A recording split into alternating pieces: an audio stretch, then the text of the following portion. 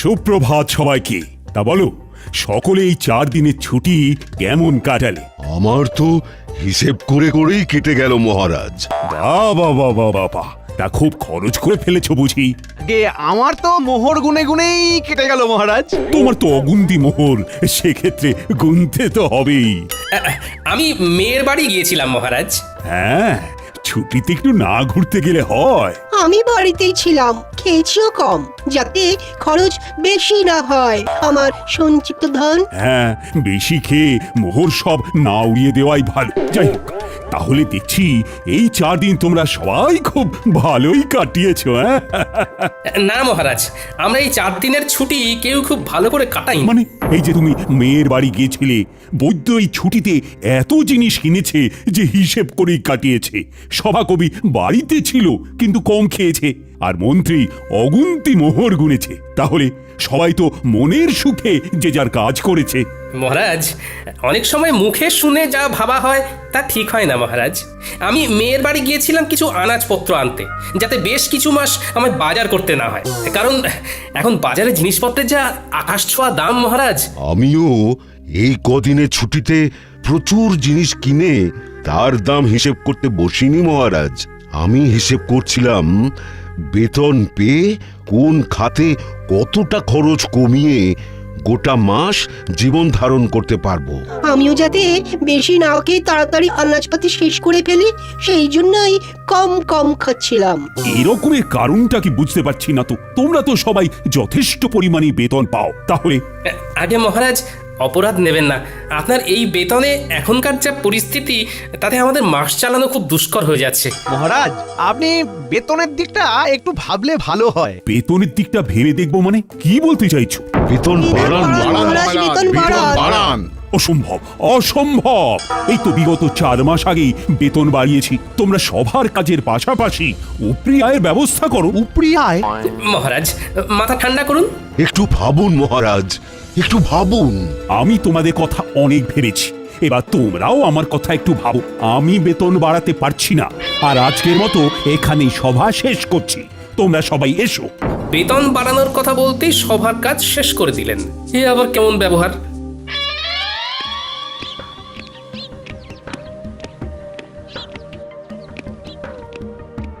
একি মহারাজ, আপনি এখন এই অসময়ে? হ্যাঁ, চলে এলাম আর কি। সবাই একটু গন্ডগোল হয়েছে। তারা বেতন বাড়াতে বলছে রানী।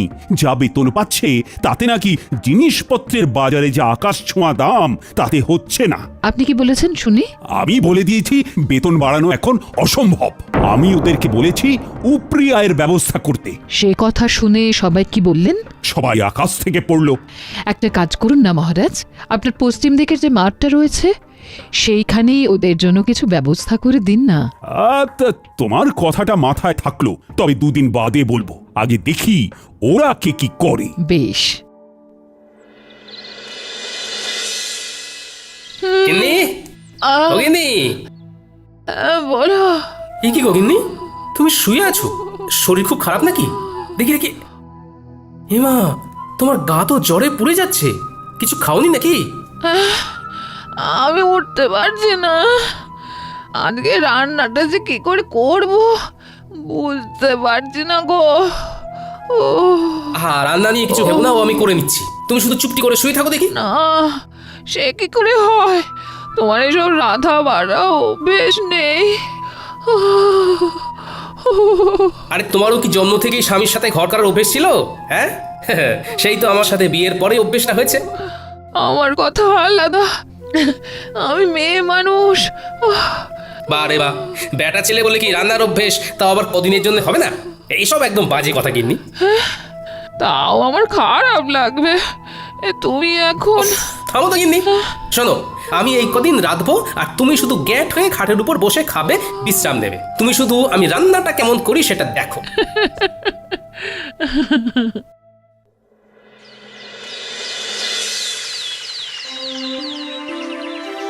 সুপ্রভাত। আশা করি সবাই ভালো আছো। কালকে যা হলো তারপর কি আর ভালো থাকা যায় মহারাজ? দেখো, আমি তোমাদেরকে যা বলার বলেই দিয়েছি। এই যাবৎকাল তোমাদের যখনই যা অসুবিধে হয়েছে আমি পাশে ছিলাম, এখনো আমি পাশে থাকবো। তাই বলে যখন তখন বেতন বাড়ানোটা সত্যি অসুবিধের। আমি তো শুধু চিকিৎসাই পারি, এর বাইরে তো কিছুই পারি না। তাই তাই কিভাবে যে উপরি আয় হবে অন্য কিছু করে সেইটাই মাথায় আসছে না। মহারাজ যদি একটু উপায় বলে দেন। সেই আমাকেই উপায় বলতে হবে? আচ্ছা, দেখছি।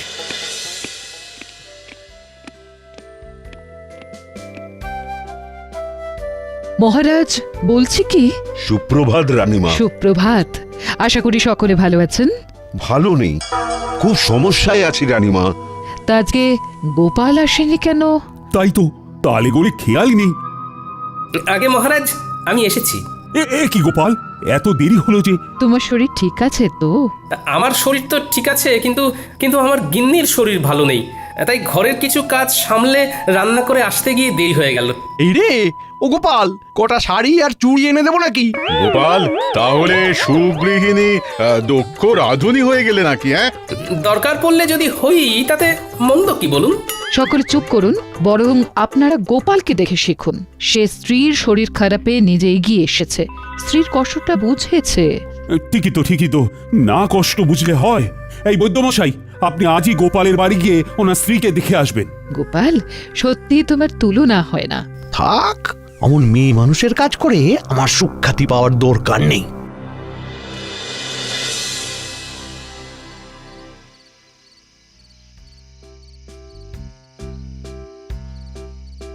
কি ব্যাপার রানী, এমন উদাস ভাবে বারান্দায় দাঁড়িয়ে? ভাবছি গোপাল গিন্নির কত ভাগ্য ভালো। কেন? এই যে সে এমন এক স্বামী পেয়েছে যে তার সব দুঃখ কষ্ট বোঝে। আর তোমার স্বামী বুঝি সেটা বোঝে না? না, কিছু কিছু সময় বোঝে, আবার কিছু কিছু সময় বোঝে না। আচ্ছা, বুঝেছি। তোমার মন পেতে গেলে আমায় তাহলে একদিন লুকিয়ে লুকিয়ে ঠাকুরদের সরিয়ে তোমাকে রেঁধে খাওয়াতে হবে, তাই তো? আপনি রাঁধতে পারবেন? কি জানি, তবে চেষ্টা করে দেখতে পারি। আমার মনে হয় আপনি আর আপনার সভাসদেরা, মানে গোপাল বাদে কেউ রাঁধতে পারবেন না। এত বড় অপবাদ দিও না রানী। গোপাল ছাড়াও আর বাকিদের ভিতরে কেউ না কেউ নিশ্চয়ই রাঁধতে পারে। বলছেন? আচ্ছা, একটা কাজ করলে কেমন হয়? কাজ? কি কাজ? আপনাকে ওই দিন বলছিলাম না, আপনার পশ্চিম দিকের মাঠটায় ওদের কিছু একটা উপরি আয়ের জন্য ব্যবস্থা করে দিন। হ্যাঁ, তার সাথে এর কি সম্পর্ক? শুনুন, আপনি আপনার সভাসদদের বলুন তারা ওই মাঠটায় নিজের ইচ্ছে মতো তৈরি করা খাবারের দোকান ওই বিকেলবেলার দিক থেকে রাত্রিবেলা পর্যন্ত দিতে পারেন। তাতে কি লাভ হবে? তাতে এনাদের উপরি আয়ও হবে। সবার কাজ শেষ করে তারা অনায়াসে খাবার দোকান খুলে খাবার বিক্রি করতেই পারবেন।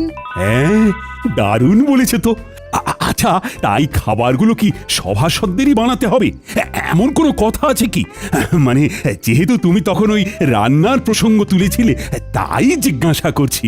সেই খাবারগুলো সভাসদেরই বানাতে হবে এমন তো কোনো বাধ্যবাধকতা নেই। তারা চাইলে তাদের স্ত্রী বা বাইরের কারো সাহায্য নিতেই পারেন। তবে যারা নিজের হাতে খাবার বানিয়ে বিক্রি করবেন তাদেরকে পুরস্কার হিসেবে 2 থলি করে মোহর দেওয়া হবে। রানী, তোমার প্রস্তাবটাকে আরেকটু পরিবর্তন করে দিই। সভাসদের এমন বলি, বেশ কিছুদিন ব্যাপী পশ্চিম দিকের বড় মাঠটায় একটা ভোজন মেলার আয়োজন করতে চাই। তাই আমার ইচ্ছে, আমার সভাসদেরা এই ভোজন মেলায় হরেক রকম খাবারের পসরা নিয়ে খাবারের দোকান দিক। তার মধ্যে যে সভাসদেরা নিজের হাতে রান্না করবে তারা প্রত্যেকে পুরস্কার বাবদ 2 থলি করে মোহর পাবে, এবং যে সভাসদের খাবারের দোকানে সব থেকে বেশি বিক্রি হবে সে পুরস্কার স্বরূপ 5000টা মোহর পুরস্কার পাবে। অতীব উত্তম। শুধু উপরি আয়ের জন্য ওনারা সবাই খাবারের দোকান খুলতে রাজি নাও হতে পারেন, তার থেকে পুরস্কারের কথা বলে মেলায় খাবারের দোকান খোলার প্রস্তাব দেওয়াটা একদম উপযুক্ত। আপনি কালকেই ঘোষণা করে দিন মহারাজ। ভাবছি আমিও যদি দোকান দিই তাহলে আমাকে পুরস্কার দেবে বলো তো রানী? তা আমি কি জানি।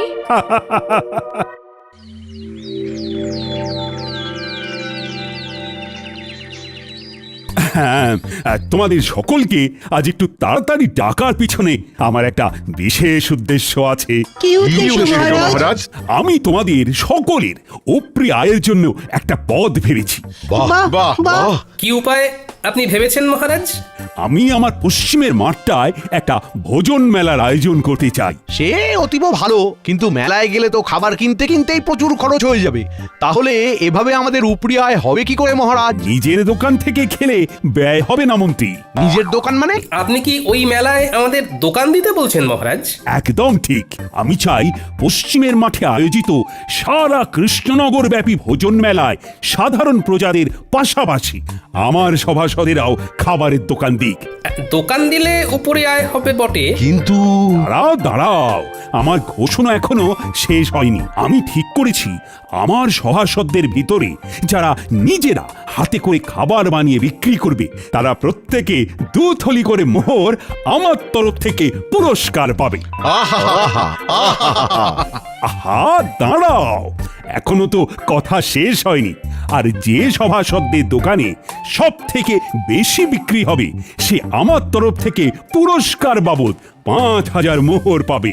তার মানে খাবার বেশি বিক্রি করতে পারলে 5,000 মোহর পুরস্কার, আর নিজের হাতে খাবার বানাতে পারলে 2 থলি মোহর পুরস্কার। আবার নিজে খাবার না বানাতে পারলেও অন্য কারুর সাহায্য নিয়ে উপরি আয়ের জন্য দোকান দেওয়া যাবে, তাই তো মহারাজ?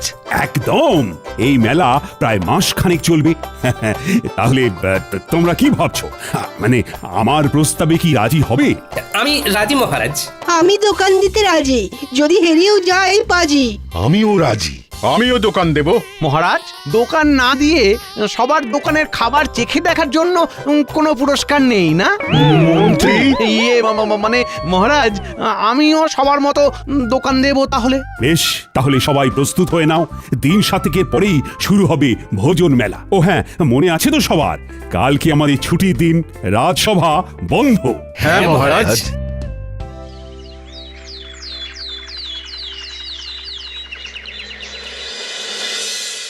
গিন্নি, ও গিন্নি, আরে ও গিন্নি, শোনো না। হ্যাঁ, তাহলে তাহলে তুমি বলছো আমি বেশ ভালো করেই জিলিপি, অমৃতি, গজা এসব বানাতে পারবো না? হ্যাঁ, খুব খুব ভালো করে পারবে। তা আমার প্রতি তোমার এত আত্মবিশ্বাসের কারণ কি? আরে বাবা, জিলিপি অমৃতি বানাতে গেলে শুধু ময়দার মিশ্রণটা এই টকবকে গরম তেলের ভিতরে ভালো করে প্যাঁচ দিয়ে গোল গোল আকৃতি করে পাক দিলেই তৈরি হয়ে যায়। আর এই প্যাঁচ দেওয়ার ব্যাপারে কৃষ্ণনগরে তোমার মতো পারদর্শী আর কেউ আছে বলে তো আমার মনে হয় না। ঠিক বলেছো। তোমারও যা প্যাঁচালো মন, সেই মনের প্যাঁচের মতো আমায়ও যা সুন্দর করে তুমি জিলিপি অমৃতি বানাতে শেখাবে। আহা আহা, তারপর আমার পূর্ব অভিজ্ঞতা তো আছেই। যাকে যাক, এই চলো শুরু করে, চলো চলো।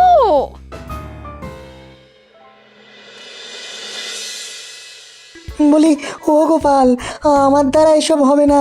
আমি আগে কখনো রান্না করিনি। হবে না মানে? সব হবে। তুমি নিজে না একজন বিজ্ঞানী, তুমি এরকম করলে হবে? চেষ্টা করলে সব হয় বন্ধু। আগে গোল গোল লুচি বানাতে শিখতে হবে, তারপর আলুর দম। গিন্নি থেকে সব জেনে এসেছি। এর থেকে সূত্র বা কোনো যন্ত্র আবিষ্কার করা অনেক সহজ। মেলা বেলা হয়ে যাচ্ছে বন্ধু। ইস, এরকম যদি কোনো যন্ত্র থাকতো যার দ্বারা আপনা আপনি খাবার হয়ে যেত।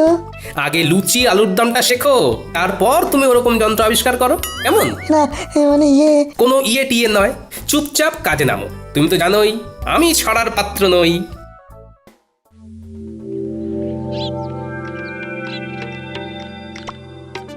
কি হে বন্ধু, কি খবর? বিজ্ঞানী কি রান্না করেছে জব্বর? শিখিয়ে তো এলাম তাকে, একদম ফল পাওয়া যাবে ভোজন মেলায় হাতে নাতে। আহা, কি দারুণ ছন্দ! দেখো তো কেমন বেরোচ্ছে ঘুগনির গন্ধ। কি দারুণ গন্ধ! তা সভাকবি, তুমি কি রাঁধতে পারো? হ্যাঁ, আমি রাঁধতে পারি, তাতে নেই কোনো সংশয়। সেই জন্যেই মেলায় বিকাবো ঘুগনি ও মুড়ি মহাশয়। সাবাস বন্ধু, সাবাস।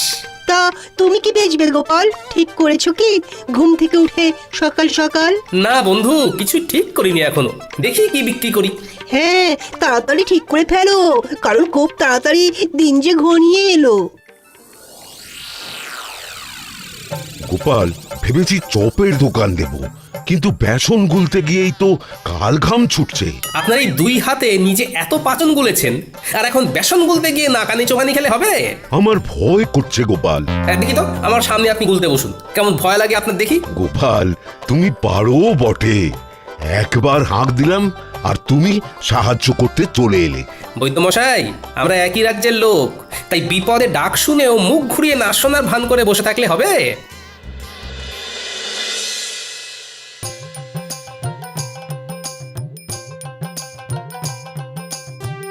হ্যাঁ গো, এলে? হ্যাঁ হ্যাঁ, মোটামুটি সবার বাড়ি একবার করে ঢু দিয়ে এলাম, বুঝলে গিন্নি। দেখলাম মোটামুটি সবাই একদম জোর কদমে রান্নার প্রস্তুতি নিচ্ছে। তা তুমি কি বানাবে কিছু ঠিক করলে? এমনিতে বাড়ির রান্না তো বেশ ভালোই করছো। সেটাই তো এখনো ঠিক করে উঠতে পারিনি। সবাই মোটামুটি সেই গতে ধরা রান্নাই করছে। না, আমায় একটু অন্যরকম কিছু ভাবতে হবে। দাদু, ও দিদা, এক ঘটি জল দাও না। ঝাল কি ঝাল! আর খাবো না, না কুলছি কাল বলছি, আর খাবো না। উফ, বাপরে বাপ। দাঁড়া দি, কিন্তু কি খেয়েছিস বলতো? ফুচকা। আমার বাবা শহরে গিয়েছিল, তাই ফেরার পথে ওখান থেকে এনেছিল ঝাল ঝাল ফুচকা। জানো তো দাদু, এখানকার কেউই ফুচকার তেমন নাম শোনেনি। গিন্নি, ও গিন্নি, ফুচকার দোকান দিলে কেমন হয়? খুবই ভালো হয়। সেইবারে খুকির বাড়িতে গিয়ে খেলাম, শহর থেকে জামাই এনেছিল, অসাধারণ। কিন্তু তুমি কিভাবে বানাই শিখবে কি করে? এখনো হাতে 4-5 দিন সময় আছে গিন্নি। শহরে গিয়ে শিখে আসবো কালকে, তারপর ভোজন মেলায় ফুচকা বিক্রি করবো। আহা, শুধু খাবারের মেলায় কেন, গোটা কৃষ্ণনগরে তুমি বিক্রি করবে। এখানকার কেউ জানেই না ওই ফুচকার নাম। ভালো লাগলে না, এই প্রচুর প্রচুর বিক্রি হবে। তা ঠিক। আর মহারাজ এটাও বলেননি যে খাবার শুধু ভোজন মেলাতেই বিক্রি করতে হবে। আমি কিছুক্ষণ দোকানে থেকে ফুচকা তৈরি করে ঠেলা গাড়ি নিয়ে ফুচকা বিকোতে বেরিয়ে যাব। তারপর তুমি আর ন্যাপলা পুঁটি গুলটে দোকান সামলাবে। দাদু, তুমি চিন্তা করো না, আমরা সব সামলে দেব। দারুণ দারুণ জিনিস খাওয়ালে গোপাল, অপূর্ব স্বাদ। পুরটা খাসাও মেখেছো গোপাল। শুভেচ্ছা বন্ধু, একদম অন্য ধরনের জিনিস খাওয়ানোর জন্য। আর অসংখ্য ধন্যবাদ আমাকে লুচি আলুর দম শিখিয়ে দেওয়ার জন্য। আরে ধুর, কি যে বলো। তা বিক্রি কেমন হচ্ছে? আমার দোকানেও মন্দ নয়। আমার দোকানেও তোমার কল্যাণে বেশ ভালোই বিক্রি হচ্ছে। বাহ, শুনে ভালো লাগলো। হ্যাঁ গো, আর দেরি করো না, দেরি করো না, ফুচকার ঠেলাটা নিয়ে গুলটিকে সঙ্গে করে নিয়ে রওনা দাও, আমরা দোকান সামলে নিচ্ছি। হ্যাঁ, ঠিক বলেছো গিন্নি। এই গুলটে, চল চল চল। ফুচকা নেবে গো, ফুচকা, ফুচকা নেবে গো, ফুচকা। ভোজন মেলায় গোপালের বিখ্যাত ফুচকা। এক মোহরে 7টা, খেয়ে যাও খেয়ে যাও, এক মোহরে 7টা। ফুচকা নেবে গো। ফুচকাটা আবার কি? হ্যাঁ, আমি বুঝেছি বুঝেছি, ফুচকা কি। তাও আবার খাবারের মেলায় গোপালের বিখ্যাত ফুচকা। চল চল চল, খেয়ে দেখবি, চল বাকিদেরও ডাক।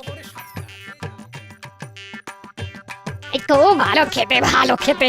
আরো দিন, আরো দিন, আমায় ফুচকা দিন। দাদু, মন বলছে এই এক ঠেলা গাড়ি ফুচকা না নিমেষেই শেষ হয়ে যাবে। দেখে নিও দাদু, তুমি হবে সেরা বিক্রেতা। দূর পাগলা, সেরা বিক্রেতা না, সর্বোচ্চ বিক্রেতা। দুটো একসাথে বললেও কিন্তু মন্দ লাগবে না।